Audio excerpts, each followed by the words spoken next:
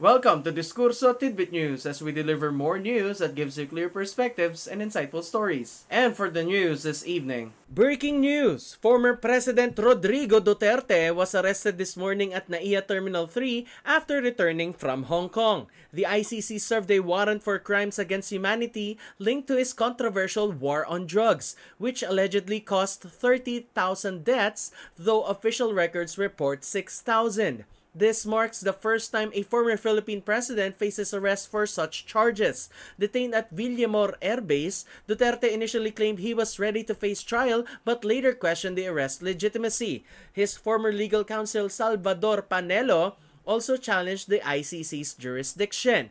Reactions are mixed. House Minority Leader Franz Castro sees this as accountability, while former Senator Laila De Lima calls it personal. Supporters gathered outside Villamor while the AFP remains on high alert.